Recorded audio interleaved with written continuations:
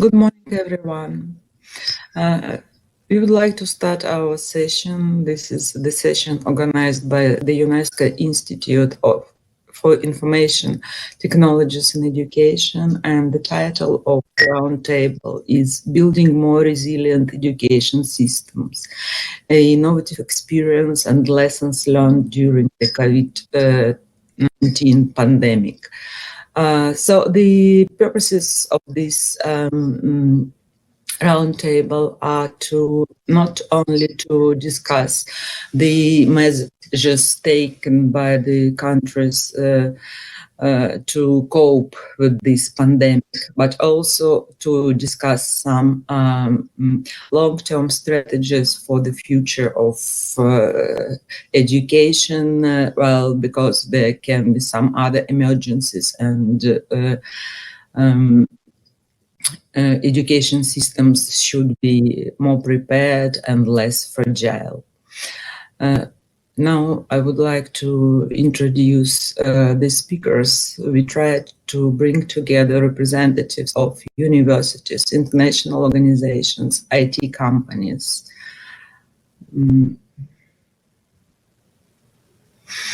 So our speakers today will be Dr. Mansour Alawar.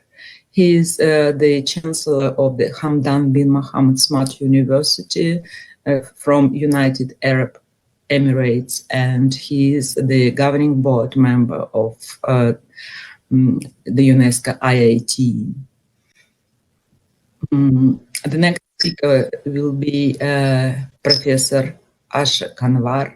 She is President and Chief Executive Officer of the Commonwealth of Learning. Our third speaker is Jeff John Calder, and he is Chief Executive Officer at the famous Coursera MOOC platform. Then comes Stephen Duggan. He is the International President of Terave Foundation, and he's based in Ireland. Then Mr. Gart Titelstad, who is the former Secretary General of the International Council for Distance Education. Our next speaker will be Professor Li Chen. She is Vice President of Beijing Normal University. The last speaker will be Alfredo Ronchi. He is professor at Milano Polytechnic University and General Secretary of EU Medici project. So the closing remarks will be delivered by the director of our institute, Mr. Tao Jian. So let's go to the introduction to the roundtable by our first speaker, Professor Mansour Alawar.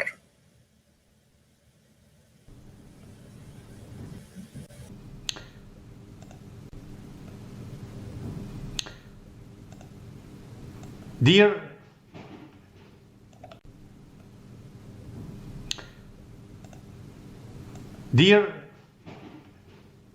esteemed speakers and participants, it's my great pleasure to welcome you today at the opening of the Roundtable on Building More Resilient Education Systems organized by UNESCO IITE.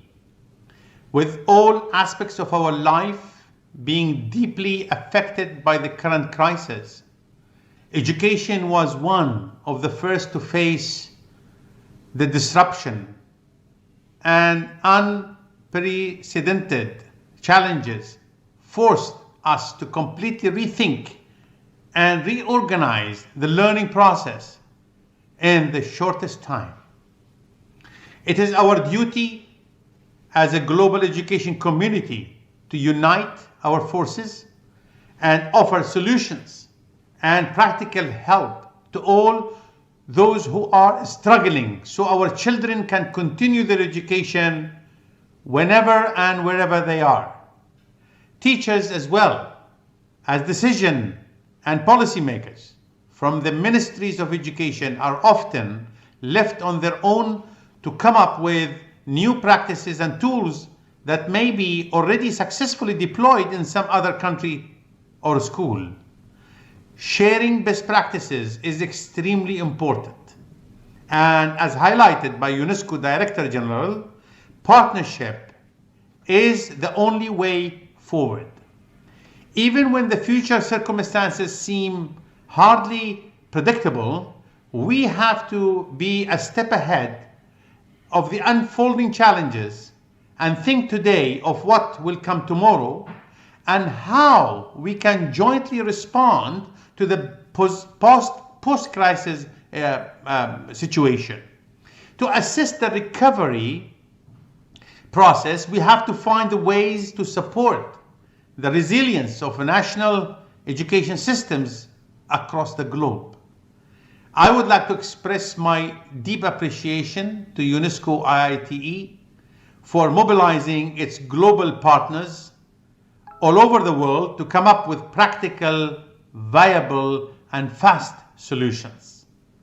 Dear participants, I am wishing you a fruitful discussion and a successful work. Thank you.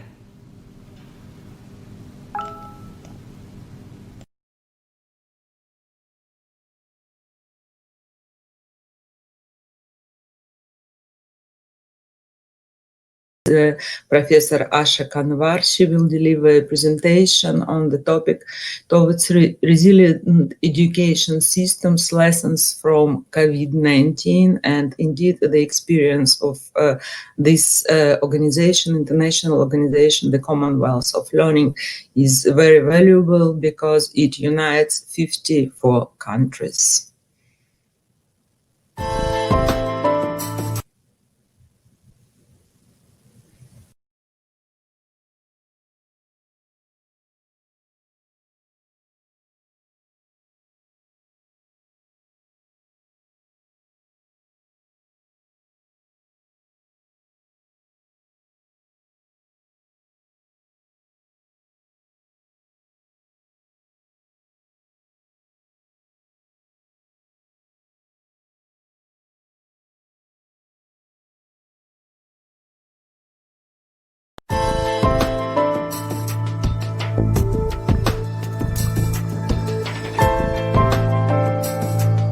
Greetings from the Commonwealth of Learning.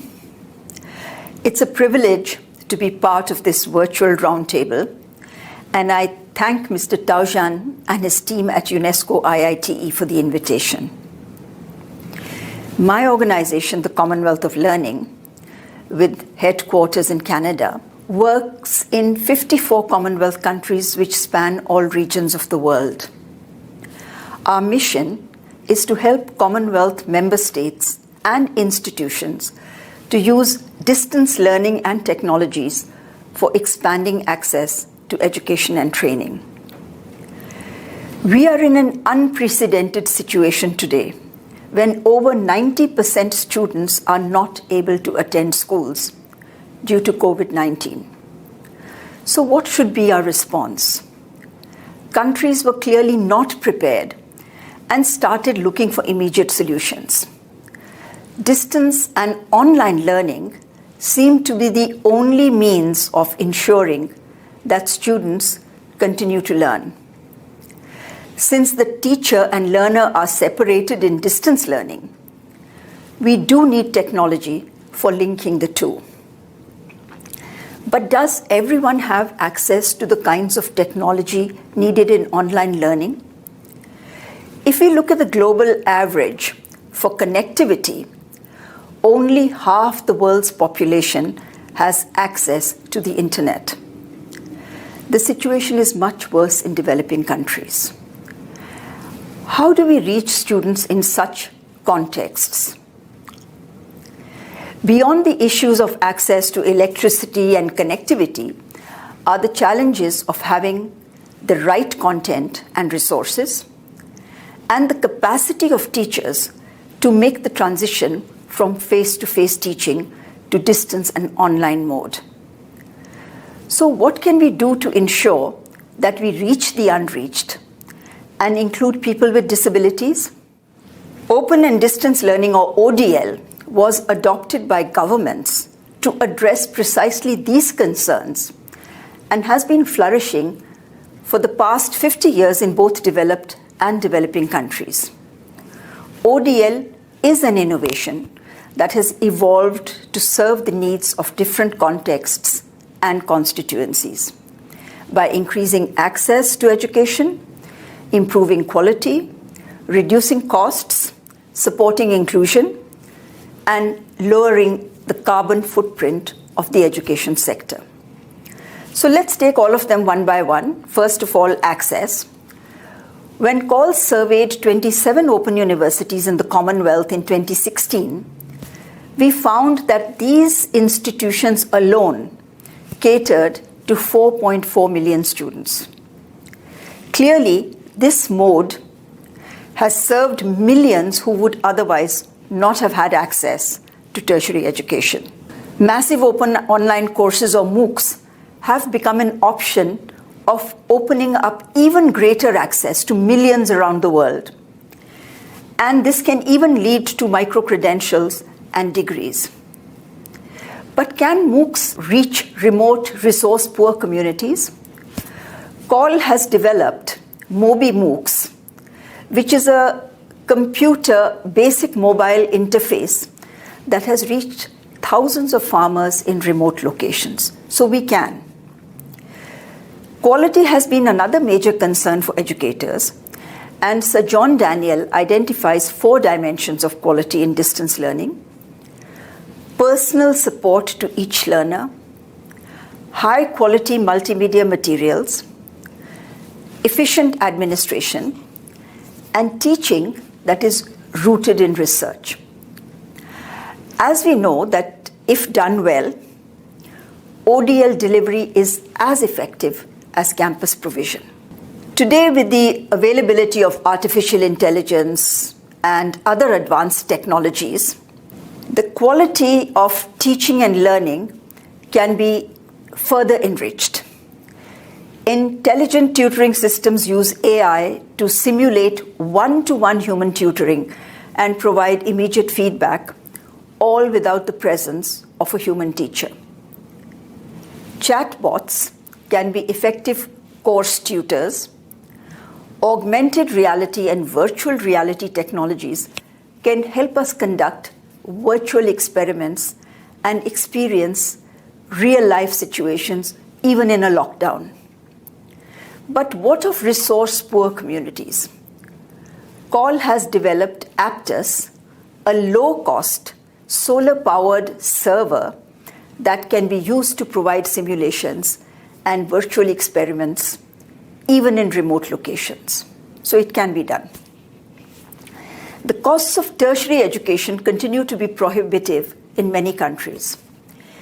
In the US, 65% students do not buy textbooks because of high costs. In developing countries such as Uganda and Kenya, the situation is no different. We believe that open educational resources and open textbooks can make education more affordable, and this is what CALL and IIT are promoting. Studies show that distance learning is cost-effective. In traditional mega universities, which achieve economies of scale, the costs per student can be anything from 1/2 to 1/3 of what it costs to put a learner through a campus institution. Another study shows that online learning costs about half of what face-to-face provision can cost and is equally effective. With 15% of the world's population suffering from some form of disability or another, the participation in education, especially higher education in different countries, is really dismal. Experts fear that this will become even worse with the COVID crisis. And here again, research shows that more and more people with disabilities prefer distance learning. And why? First, because ODL allows them to study at their own pace, place, time, and convenience. Second, ODL is more flexible and offers content in various formats so learners can read, listen, or watch lectures. Third, ODL is more affordable as it costs significantly less than campus-based instruction, as we've just seen. And finally, ODL also provides a degree of anonymity where students with disabilities can interact with professors and peers without feeling discriminated. Today, the world is also facing a climate crisis. The education sector, right from primary to tertiary, contributes to both direct and indirect emissions, with an impact on environmental degradation and associated economic costs. Following a study by the Open University UK, COL conducted a similar study in Botswana, which found that the average carbon footprint of the face-to-face group is nearly 3 times more than that of the distance learners. This suggests that ODL can decrease emissions by reducing the need to travel. Now let me turn to how COL has responded to the COVID-19 situation within the framework of its mission and mandate. Recognizing the significant challenges faced by member states, we developed a comprehensive rapid response system which covers 2 things: generic capacity building and tailoring solutions for specific countries. With the OER Foundation in New Zealand, COL launched the OER for COVID initiative, which is also supported by UNESCO IITE, World Bank Open Learning Campus, Open Education Global, and ICDE. Educators from 67 countries have registered to collaborate, learn, and share knowledge about using OER for online learning.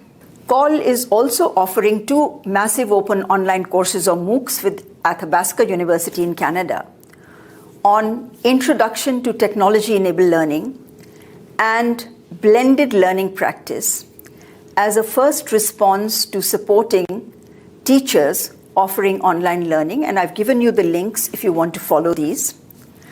A series of webinars on design and development of MOOCs are being offered during April and May this year. Dr. Tony Bates, a leading online learning expert, has recorded 12 short videos based on his highly successful book, Teaching in a Digital Age. These videos are a crash course in online teaching and are available as OER, so you can translate them if you like. We have also launched an international partnership of distance and online learning for COVID-19 to provide a common platform for collaboration and sharing of educational resources and expertise. It has attracted over 40 institutions and organizations, and of course, IITE is a prominent partner. Based on our recent experiences, what would I propose is the road ahead? Let me just give you 3 ideas.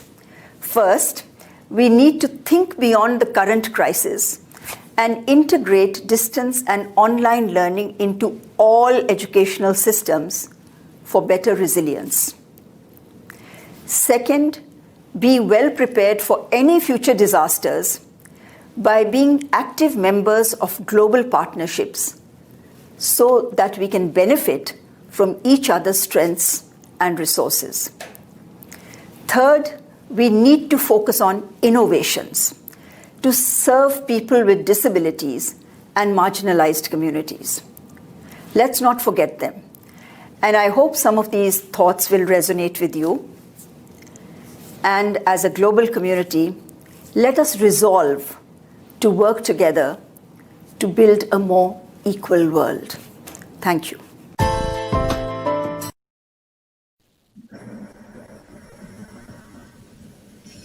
We would like to thank Professor Asha Kanwar for her invaluable contribution. And now the floor goes to our next speaker, Mr. Jeff Majon-Calder, and he's CEO of Coursera platform.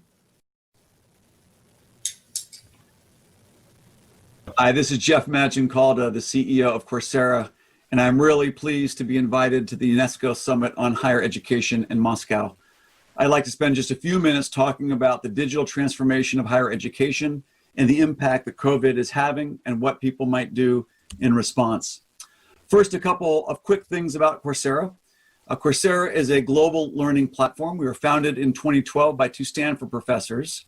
Today, we have an ecosystem of learners, educators, and employers who come to Coursera for a number of reasons. Today, we have 56 million learners from around the world who come to Coursera to learn and to prosper. They want to get access to good, high-quality education in order to develop the opportunity for economic advancement. Today, we have 165 of the top universities in the world, including 8 of the leading universities in Russia who have published more than 250 Russian language courses. I'm also happy to say that this year we announced with HSE a first Russian degree, a master's degree in data science, which we're really thrilled about. In addition to our university partners, we have 40 industry partners, including some of the biggest industry players in Russia as well, including Yandex, who's one of our most prolific partners on the Coursera platform. And then finally, we have employers. Employers around the world are coming to Coursera to upskill their talent. Today, we have about 2,300 companies who have hired Coursera to offer our partners courses to upskill their talent, primarily in computer science, data science, and business. 4 years ago, we launched Coursera for Business. A year after that, we launched Coursera for Government to help governments upskill their civil servants and also do workforce development initiatives. And then in Q4, we launched Coursera for Campus.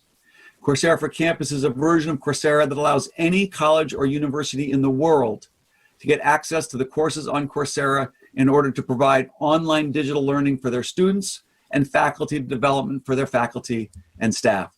So Coursera is really a global learning ecosystem that brings together learners, educators, and employers from around the world. Let's now take a moment to talk about COVID-19 and the impact on higher education.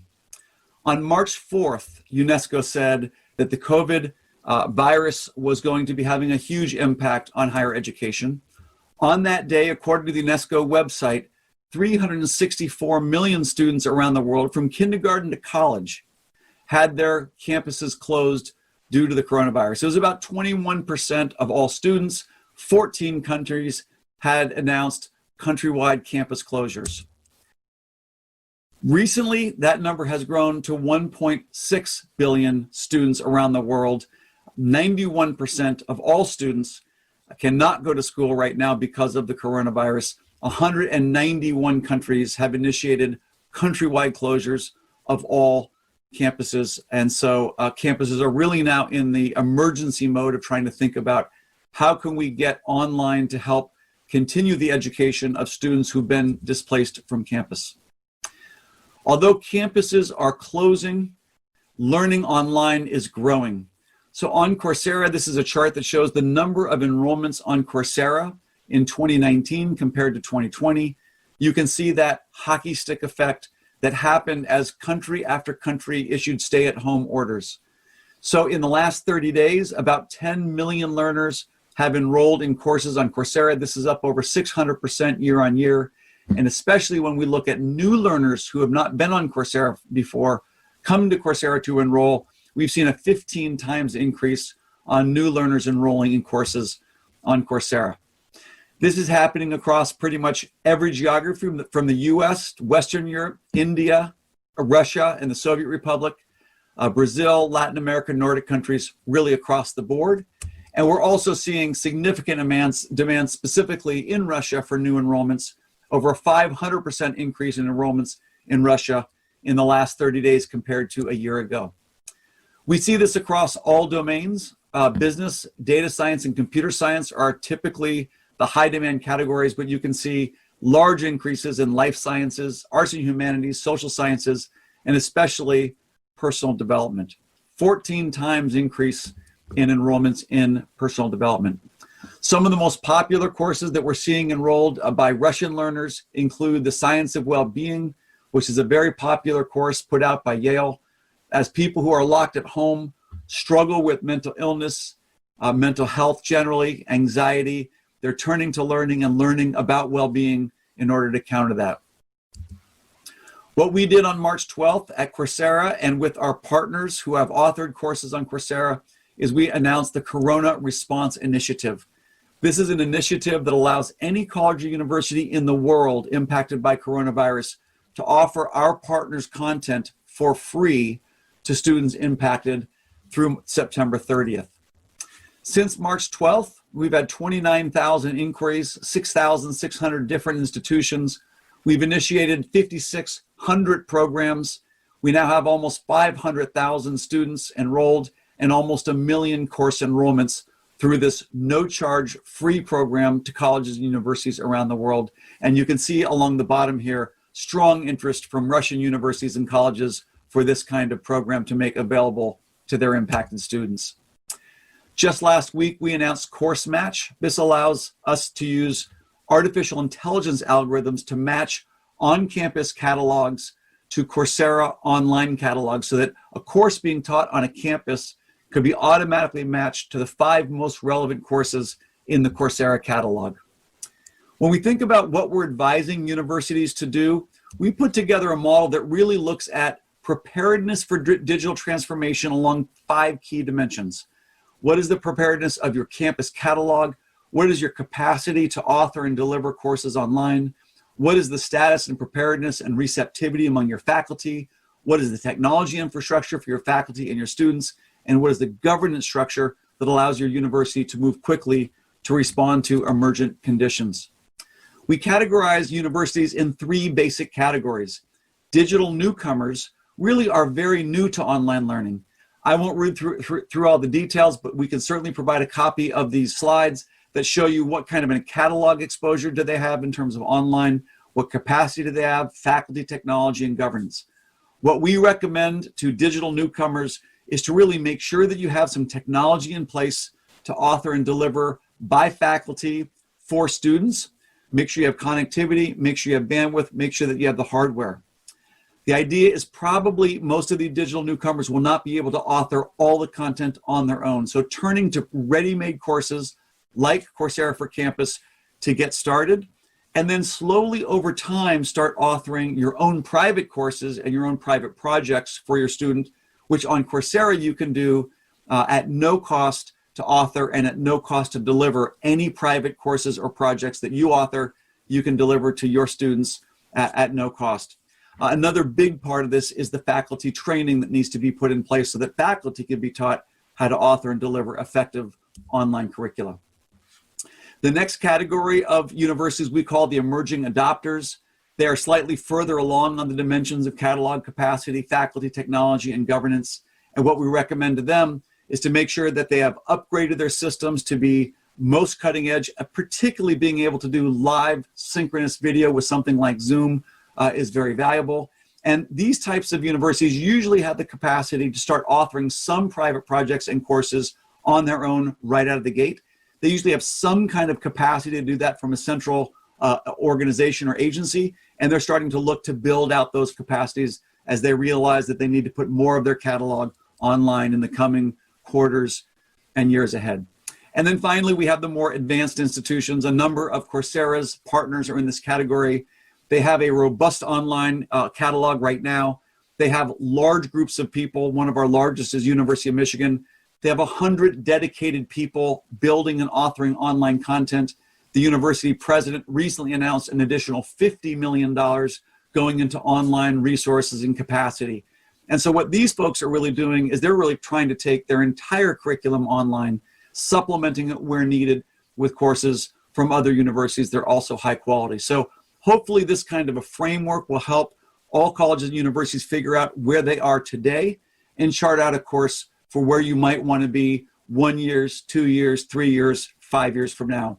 But the future will look a lot different than it does today. It will certainly look different in the past. We believe that the new normal is going to be blended classrooms where every class is partially on campus and partially online. And in fact, the instructors will often partly be on campus and partly be teaching remotely.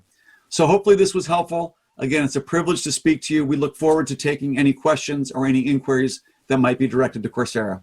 Thank you very much for having us.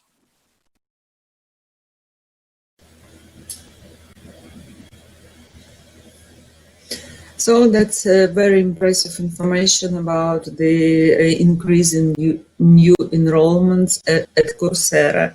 And I think that for those who watch us online, the information about the Coursera Corona Response Initiative was very helpful, and their courses are open now. So we move to our next speaker, and this is Mr. Stephen Duggan, Vice President of Teravi Corporation and member of the governing board of UNESCO IIT. And well, he even developed subtitles to his presentation in Russian. So let's watch it.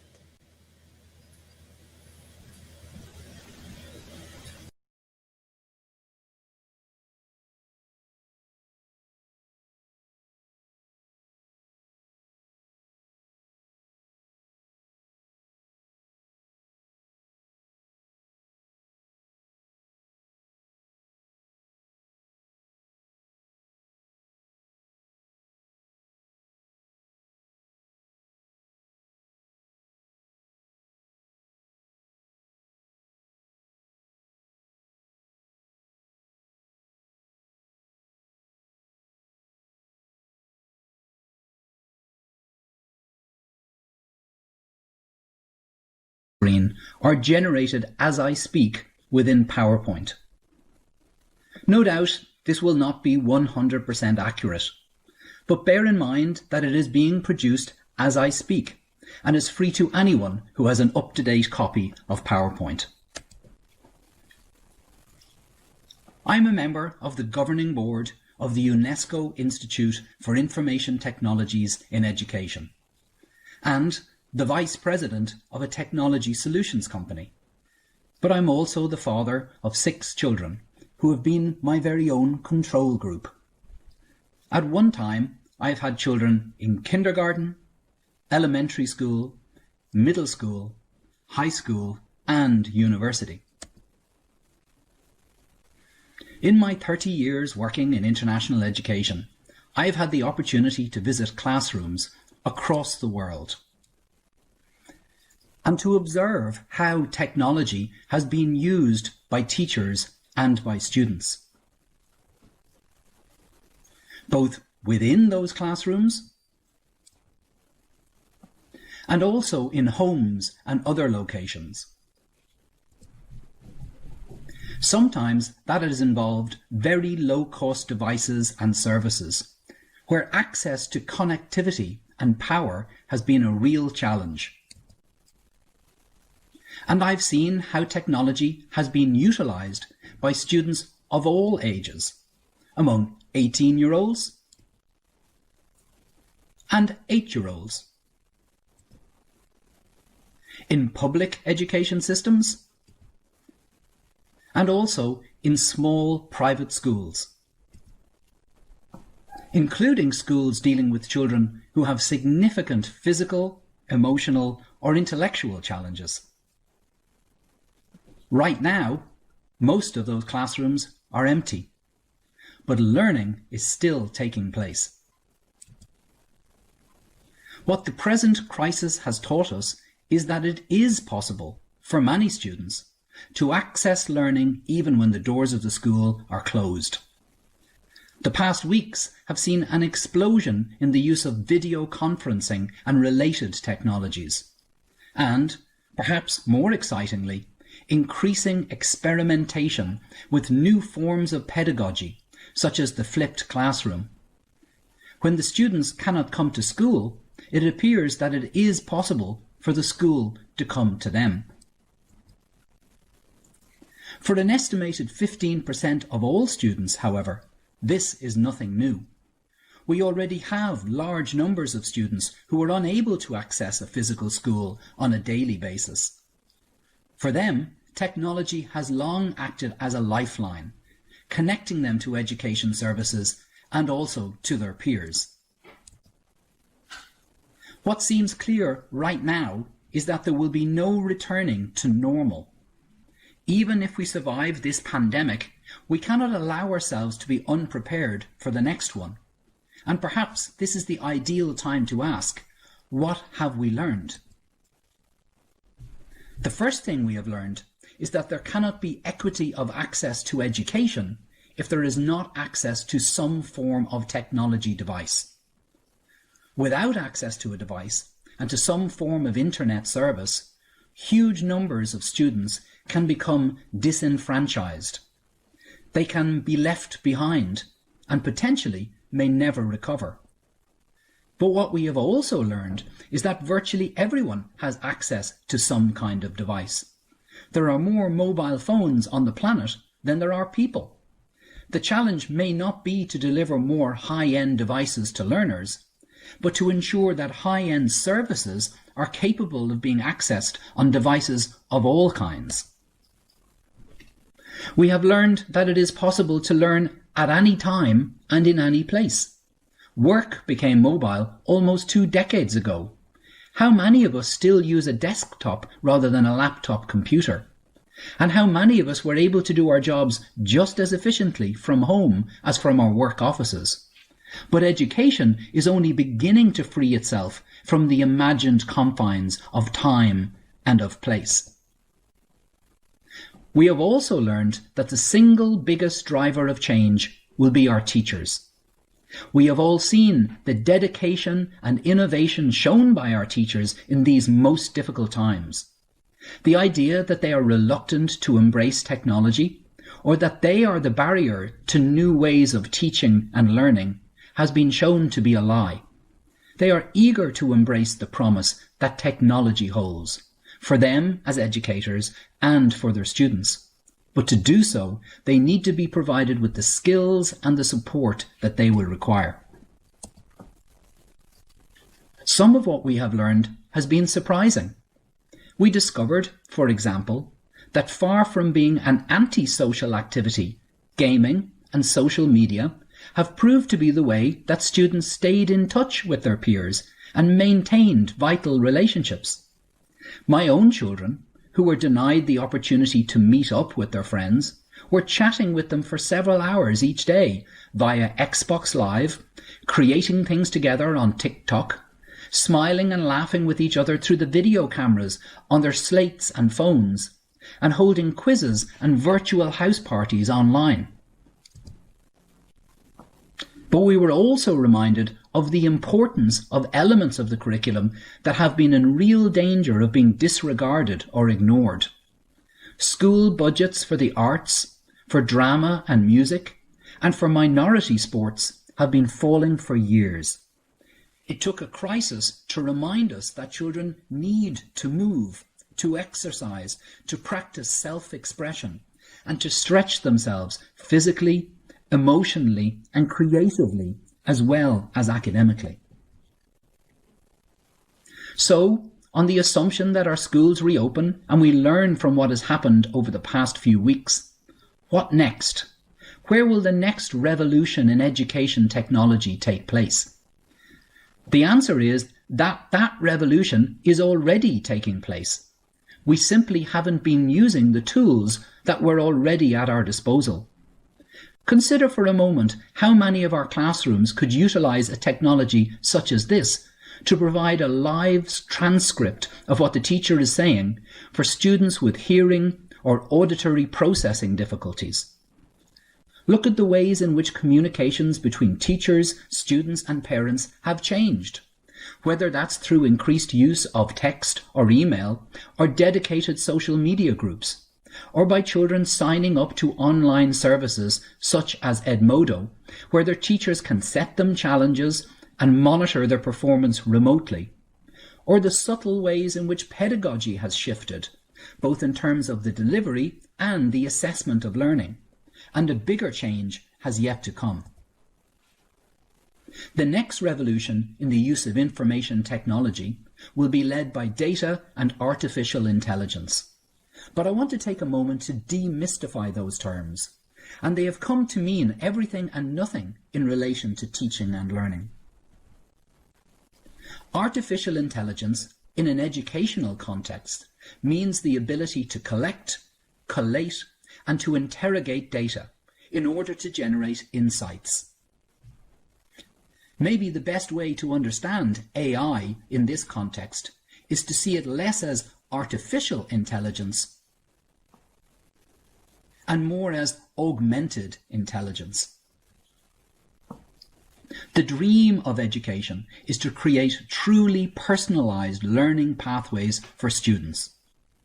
Learning pathways which are tailored exactly to their individual needs, that take note of their strengths and weaknesses, identify and even predict the places where they will struggle or may need additional help, and which allow them the same opportunity to progress, to achieve and to thrive as every other student in their class. But to achieve this, look at the range of data we are trying to collect.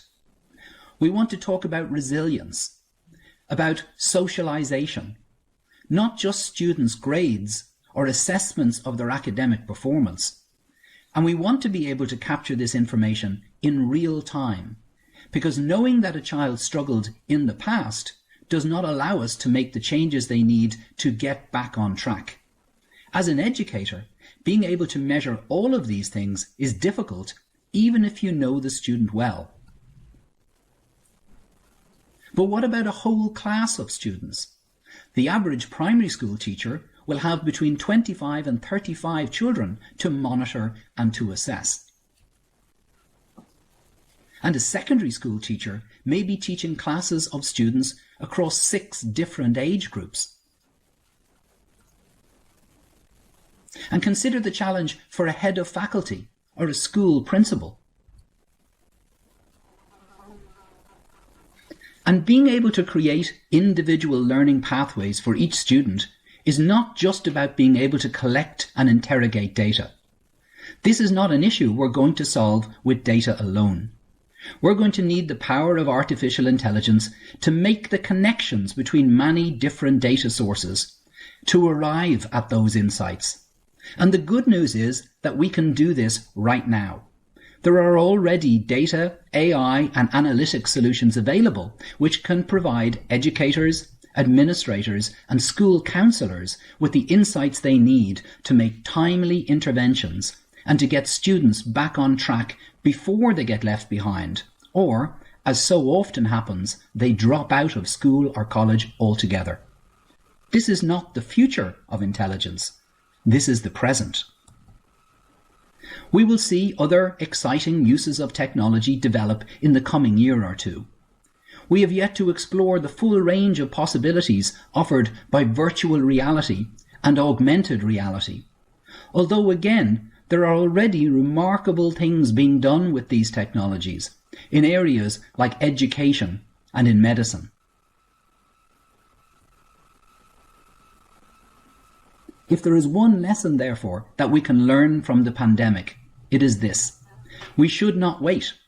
We should not wait until technology becomes a necessity before we use it.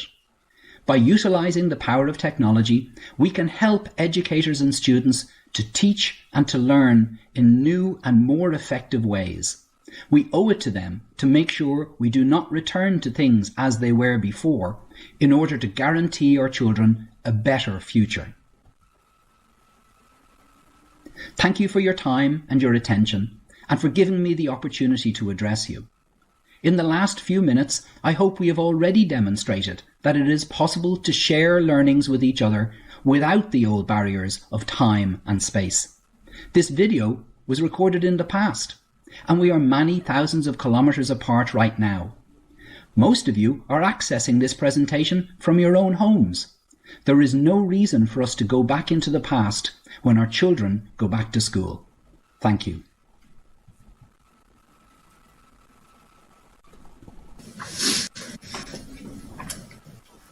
We appreciate the contribution of Mr. Stephen Duggan to our roundtable, and now we would like to move to our next speaker, Mr. Gard Titelstad, and he will speak about humanity and the focus on North-South collaboration in higher education. In the beginning of 2000, globalization helped large part of the world out of the worst poverty, but at the same time left many countries with bigger differences within the country and potential for conflict. The financial crisis in 2007 and onwards hit the world hard. After a while with recovery, one could say that the world entered into a period where globalization was replaced by globalization. In 2015, a major milestone was celebrated, the 17 Sustainable Development Goals, the SDGs, decided by the heads of state and prime ministers of the world. But in the wake of the financial crisis, other crises, conflicts and wars emerged in Europe, in the Middle East, in Africa and in Asia.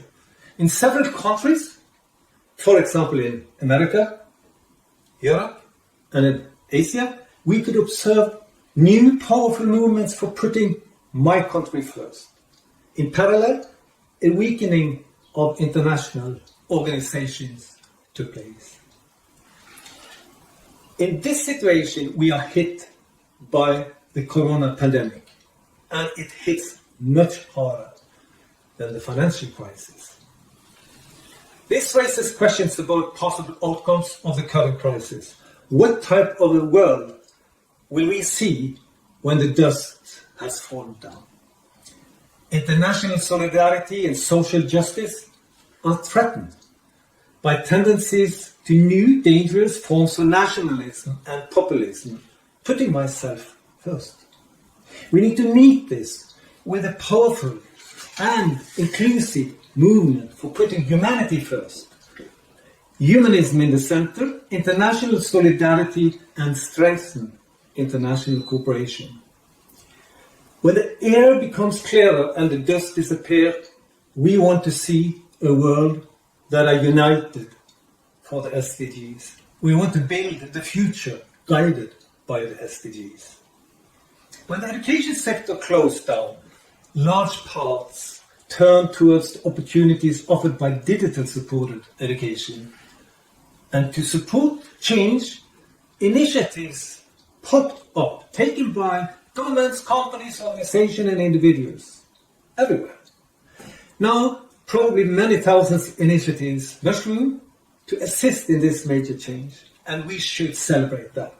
Applaud them all. Just to mention a few that are present in relation to this panel, the initiative by Commonwealth of Learning, the initiative by UNESCO IITE, the initiative by Hamdan bin Smart University to provide free training courses to faculty and staff of African schools and universities nominated by UNESCO. One university's overnight turn from campus education to digital supported, this very often means, at least in the first place, that what goes online is emulating what is happened on campus. And this is not exactly what we understand with quality online learning and teaching. So quality is a major issue to address. Even in well-developed countries, in the US, in Europe, large groups are not equipped with the necessary infrastructure, devices, or skills to capitalize from the online learning opportunities that are offered. And this digital gap and skills have to be addressed.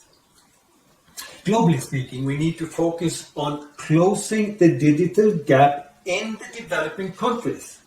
For example, ITU informs that 42% of all men and 52% of women are not using the internet. And the digital gender gap is increasing, in particular in Africa. The Teacher Task Force informs that half the total number of learners kept out of the classroom by the pandemic, about 826 million learners. They do not have access to home computer, and 43% have no internet at home. Let me share some observation regarding higher education in sub-Saharan Africa. The Association of African Universities has noted that most of its African educational institutions are not able to continue teaching, learning and research during the pandemic. The Vice Chancellor of the University of Pretoria, Tavane Cooper, he has warned that the COVID-19 crisis is likely to undermine the progress that South Africa has made post-apartheid in providing equal access to quality higher education. Imagine that. Last week I talked with universities in Zimbabwe, in Kenya, Uganda and South Africa, and I could observe that universities already offering online education, they continue to offer education while those not are closed. I'm working with partner universities in North Europe and in Sub-Saharan Africa to build an initiative for transformative, inclusive higher education in Sub-Saharan Africa for sustainable development. We call it TAHASA. Other partners are UNESCO IIT, the African Virtual Universities, and more. We apply the European Union and the Norwegian government, my government, for grants to build online and blended doctoral education in Sub-Saharan Africa. In the first round, around the pillars education, public health, energy, water, and public management and governance. All are directed towards the SDGs. The part of the capacity building is to make PhDs competent in digital supported learning and teaching. And to support this, cross-border PhD school, a digital platform providing access to courses and open education resources is needed to be built. And the universities involved would need some support for digital transformation. We would not only need funding, but also help and partnership for this. My dream is that from all those initiatives mushrooming to assist during the pandemic, something significant is condensed and sustained for moving on the ground during and after the pandemic. Our initiative, TAHASA, is a small initiative. It is a few million US thing. What we would need for a Sub-Saharan Africa initiative is a coherent and cohesive major push, a big program and platform to support leapfrogging higher education for the SDGs. So we would need a some billion US thing. Now, conclusions. 1. Innovations are needed, of course. Learning from good practices as well. Sustainable and scalable solutions need to be created for each university in Sub-Saharan Africa within their context, still aiming for a collaborative model across universities, across countries, sharing courses and learning materials on all levels. Second, to enable Sub-Saharan higher education to leapfrog, major investments are needed. Many voices argue for a stronger, equal, mutual, beneficial partnerships with African universities, which is great. And a part of that future partnership should be to build an international collaborative platform and a program for higher education, online learning and teaching in Sub-Saharan Africa. Donors and African governments should be invited to commit and to fund. Let us be visionary, be bold and push for the SDGs. Let us call governments and UNESCO to take such an initiative. Thank you.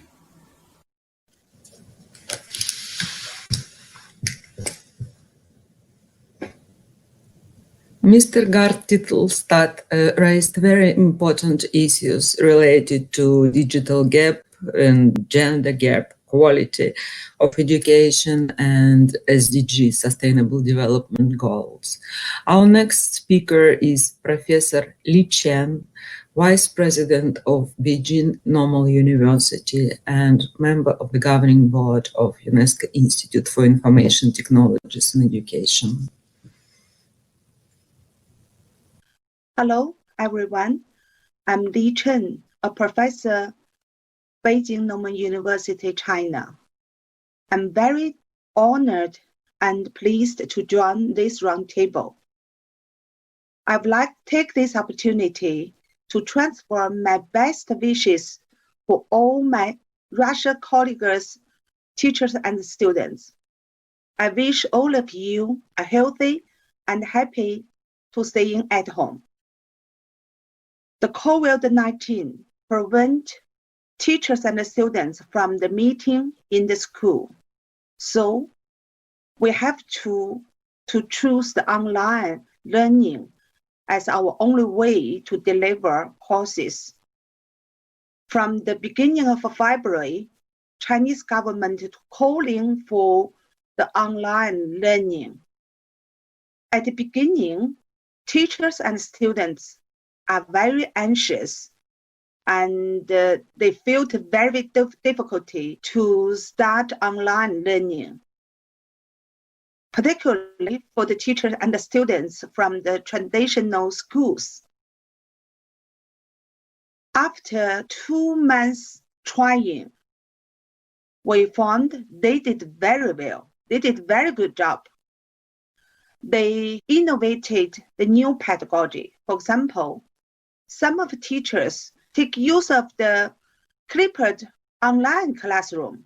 Even the teachers and the students both online. And the teachers arrange the students they learn with the digital resources by themselves and did some exercise. And then the teachers gave a lecture or explanation based on the result of the student self-learning. So we call this kind of the clipped online classroom. Only maybe 45 minutes. They did different way. The second, they innovated a kind of the cloud courses. For example, they deliver a course online to the students from different kind of schools. For example, and one course we titled Chinese writing. And the different kind of the schools student, they learn on the same online platform to select the same course. And a team of teachers to guide this kind of course. And particularly, the students, they evaluate, they correct their writing each other. And this course maybe can support over 80,000 students at the same time. So we call this kind of course the cloud courses. The second, they innovated a new kind of the teaching organization model. Normally, the one teacher or teacher, they are in charge of one class. During the past 2 months, some of the places, some of the schools are organized by the government. They work together. The teachers work together, and the teachers from different kind of schools work together. And the best teacher gave the lecture online to the students to different kind of schools. And some of other teachers are in charge of online tutorial. So they worked as a team. And in this way, and the best teacher resources can be shared to more places and to serve more students. It's totally different from our traditional way. And another innovation is a kind of the technical support system. As we know, online learning technical support, digital support is very important for teachers and students. And usually in the traditional school and the university, we don't have this kind of support system. Even in some schools, they have, but they cannot supply very strong technical support for this urgent situation. So some of the places, particularly some places in the rural area, they innovated a kind of the collaboration way. The government worked with the private company to set up a kind of digital resources and the technical support center. It's not only for urgent situation, it's a kind of sustainable technical and digital resources support center. So they build this kind of collaboration. So you can see from the traditional classroom to the online environment, not only just a copy the face-to-face tutorial to the online space, they innovated the new kind of model. So it's not only copy or move the traditional classroom to online space, it's kind of transformation. So they did a very good job. And it's amazing that after 2 months trying, they already adapted in online environment. From our survey, over 70% of the university students, over 50% of the K-12 students are satisfied with the online learning experiences. So they feel okay. Even in the rural area, it's about 50% of the students, they prefer to keep learning online because they feel comfortable. They feel more flexible. So we are confident and we found the situation much better than our expected. They did much better than our evaluate. So now the more and more K-12 schools are opening again. For example, my university, all of our staff can be allowed to return to the university. But some of our students in Beijing Normal University, they send a message to the president. They suggest, they prefer, they'd like to keep the online learning, even they return to the university. So we can see the COVID-19 is a challenging for the health and for human being. In some way, it's a kind of opportunity for the whole education. So we already moved from the traditional school to the online education. So from this month, from the beginning of April, our Chinese central government start to organize some academic people or some officials to work together, to work very hard to draft a new national initiative.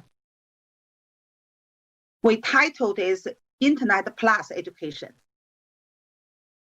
aiming to rebuild education system with online and technology-based online environment. So I'd like to take this opportunity to call for all of the education colleagues to think about how we take this opportunity to make education better. Thank you very much.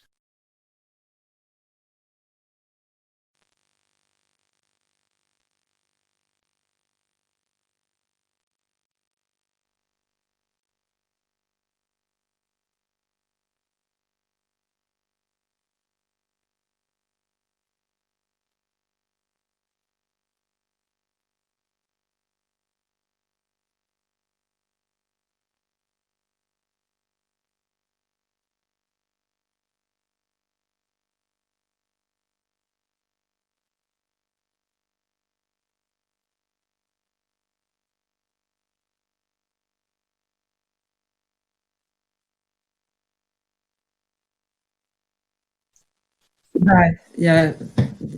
Sorry. So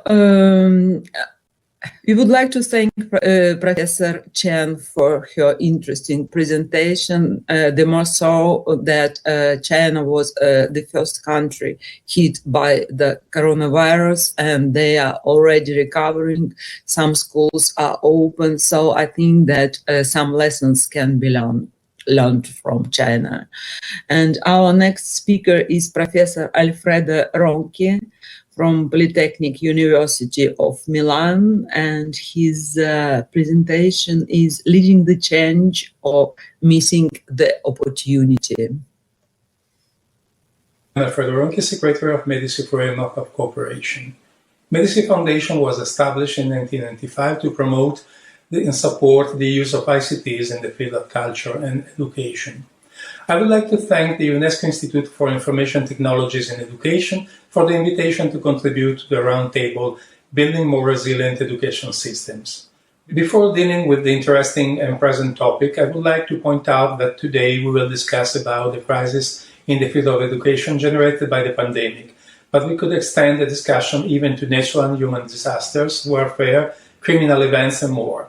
In the educational environment, similar situations will impact pupils and young people from kindergarten to university, including hospitalized and disabled guys.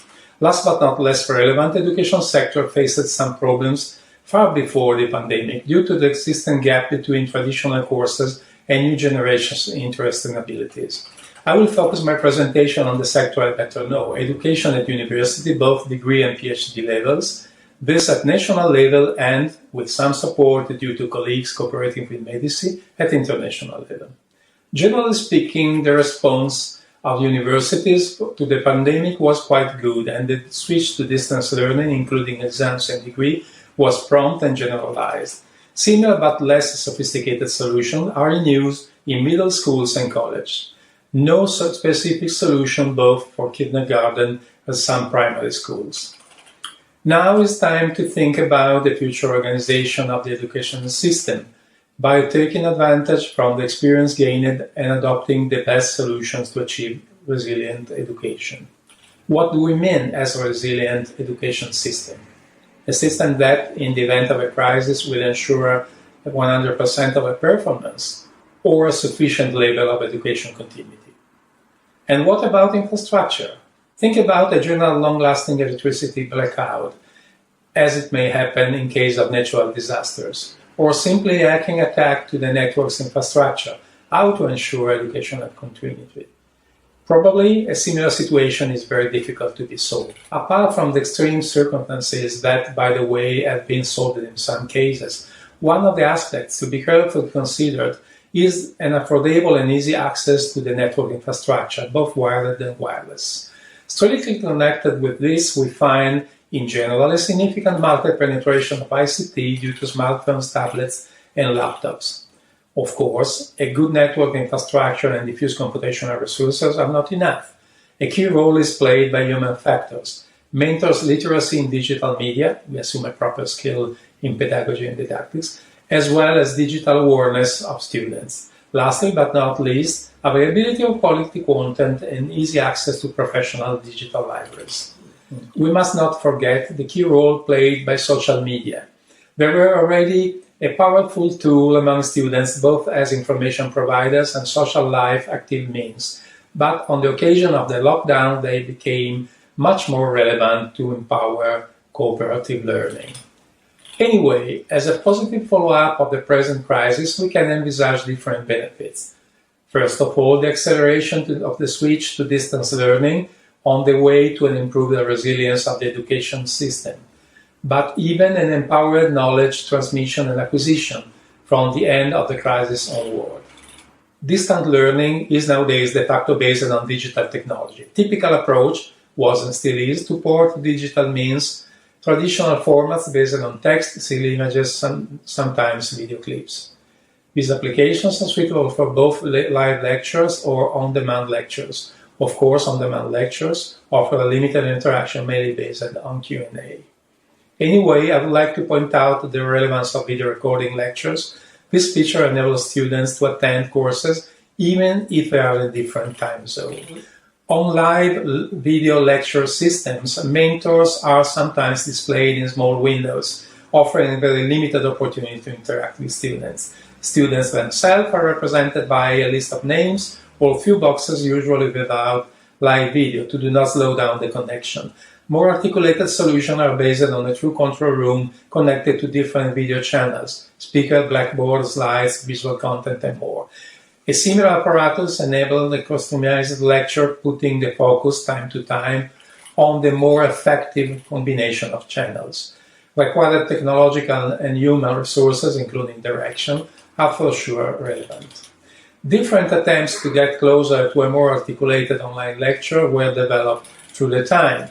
We must adequately consider the different format due to different topics: anatomy, mathematics, physics, and literature.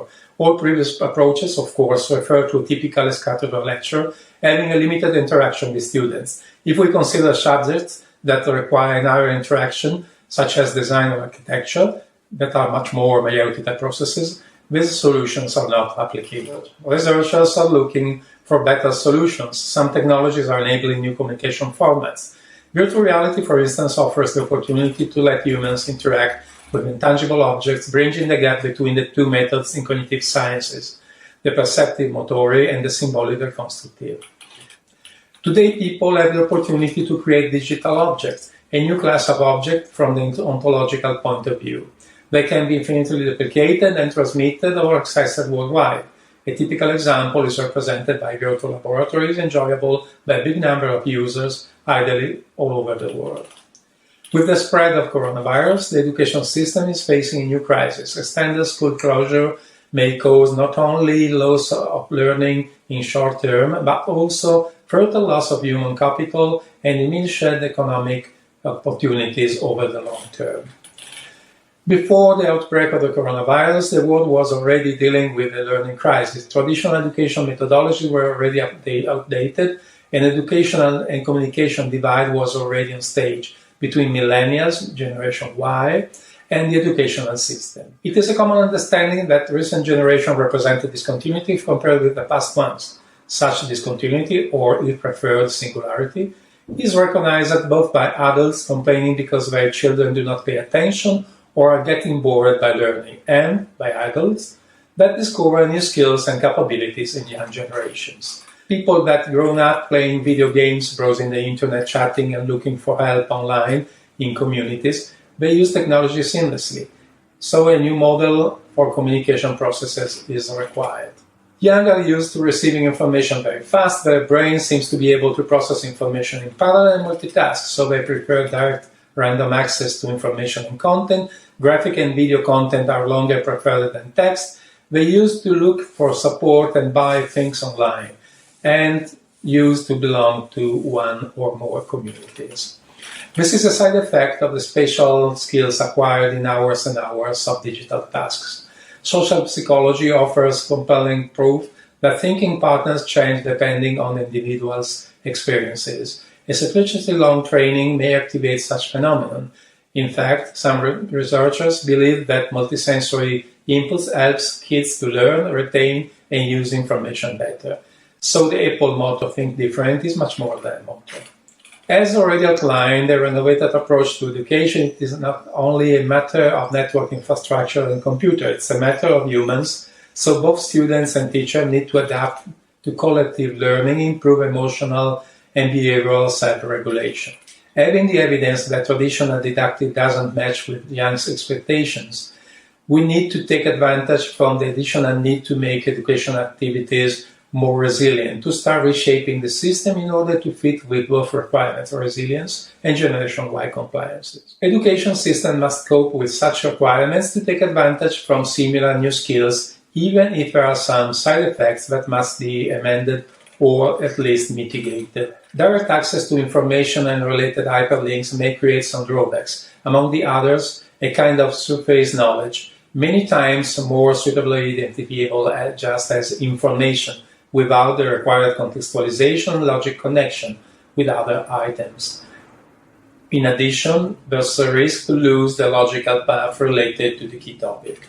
The overall effect is to create archipelagos or even islands of surface knowledge. without connection with the rational background or deep knowledge on the specific topic. In addition to this, both social networks and online resources could provide fake or unreliable information, many times in absence of critical thinking on the student's side. So in parallel with the setup of education innovation that is nowadays led by ICT, we must improve students' critical thinking and technology awareness. The latter includes specific knowledge about potential risks associated with improper use of technologies. Mentors need to upgrade their knowledge in ICTs, possibly bridging the generational gap as much as possible. That means to use social media, activating a tight and multilateral interaction with students, leading the change-having proactive approach to the natural evolution of content domain.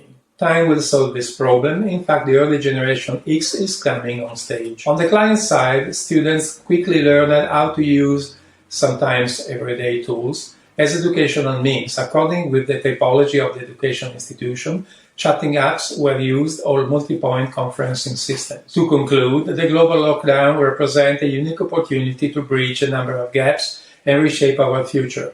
Thinking out of the box, identifying what is useless, deleting biases due to customs, rethinking processes and protocols. Education system can take this opportunity to develop a new approach to improve its resilience and generate deep knowledge in millennials. Now, this is time for action.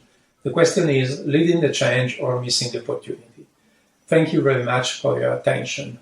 Большое спасибо за ваше внимание.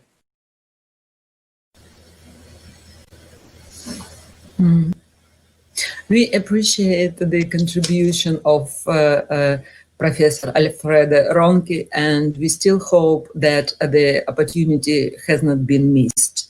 So a very brief summary before I give the floor to the director of our institute.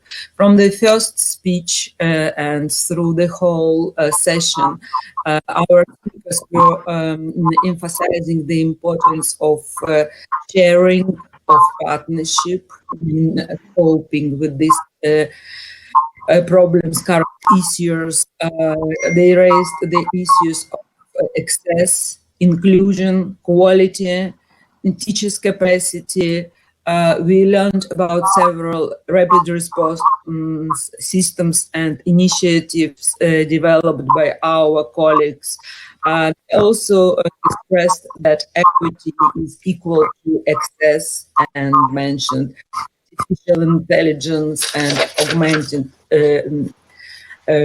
reality. So, well, once again, the issues of quality and closing digital gender gap were raised, and the need for international collaboration and international platform.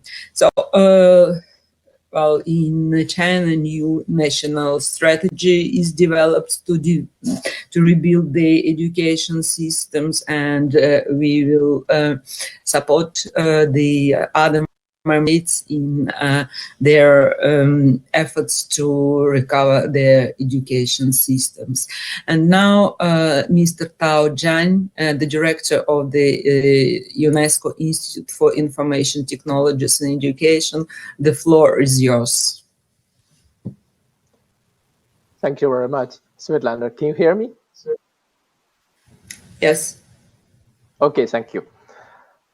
Dear respected panelists and colleagues, and thank you very much for your excellent presentation with inspiring ideas, innovative practice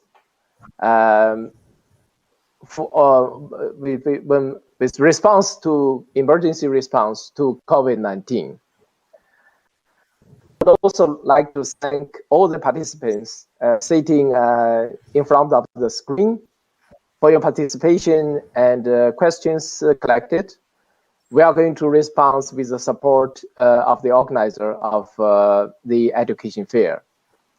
And UNESCO IITE is a close partner with Moscow International Education Fair from its very beginning.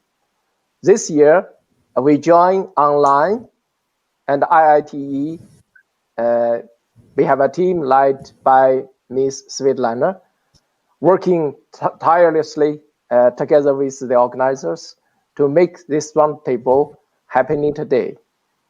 So I'm very proud of my own team as well. And dear colleagues, and we are still in the pandemic crisis. And I think what we need most at this moment is working together with our collective strengths to better support teachers and students during the closure of universities and schools. And the roundtable today bring in IIT's partners, and for such a collective action is just a good example. Although we are still in the crisis is not yet over. However, this is a time for us to look at the future. This is another part of the important topic of this roundtable. Our panelists, they give us a bright picture for education tomorrow. I am very much inspired and encouraged by their presentation and innovative views.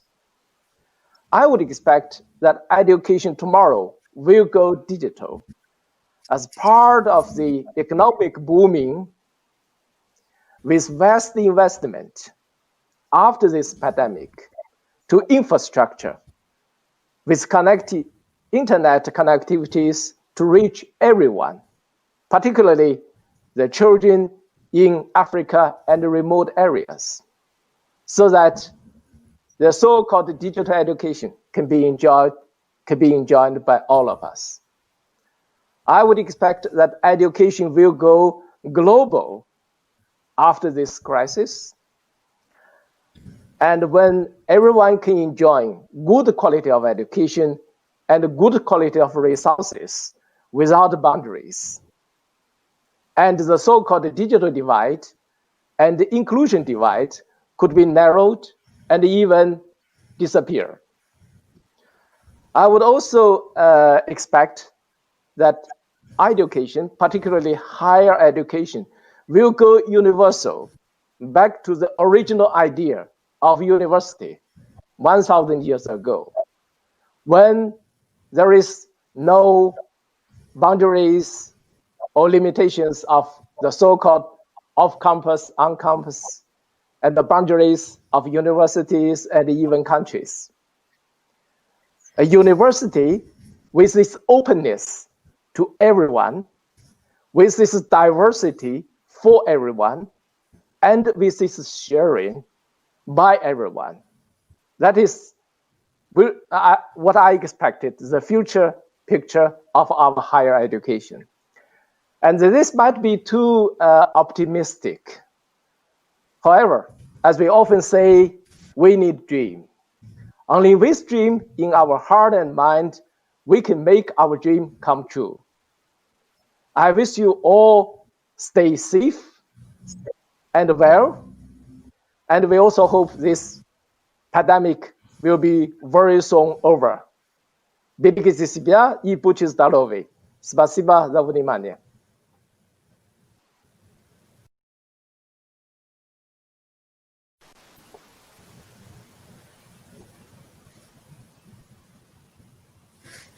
Thank you very much, Mr. Jan. And I would like to thank again the Moscow International Education Fair for the opportunity to hold this roundtable. I hope that the presentations and the ideas of our speakers would be of interest for Russian and international community, and we would like to thank the speakers once again.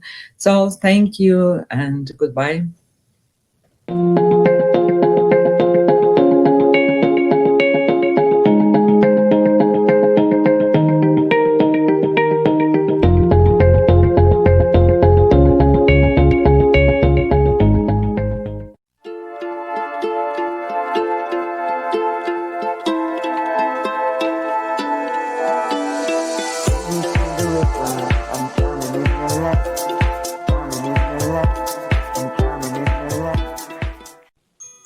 Добро пожаловать в Санкт-Петербург, один из самых красивых городов мира, северную столицу России. Сюда всегда стремились выдающиеся люди, благодаря чему на протяжении последних 3 столетий город стремительно развивался и стал центром российской науки и культуры.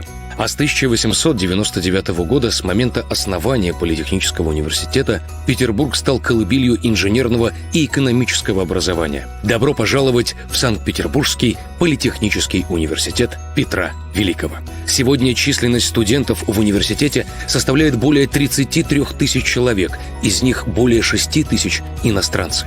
Более 2000 преподавателей и профессоров, включая около 200 приглашенных из-за рубежа, работают сегодня в Политехническом университете. Санкт-Петербургский политехнический университет Петра Великого по-прежнему является местом, где живет фундаментальная наука, а также ориентиром в образовании, ведущим в будущее.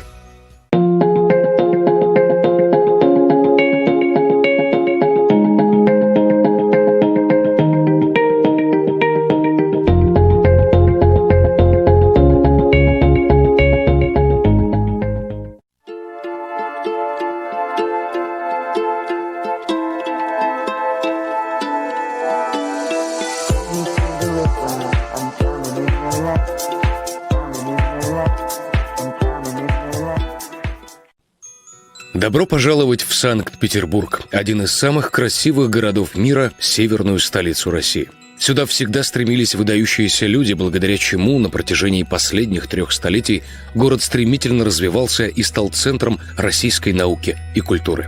А с 1899 года, с момента основания Политехнического университета, Петербург стал колыбелью инженерного и экономического образования. Добро пожаловать в Санкт-Петербургский Политехнический университет Петра Великого.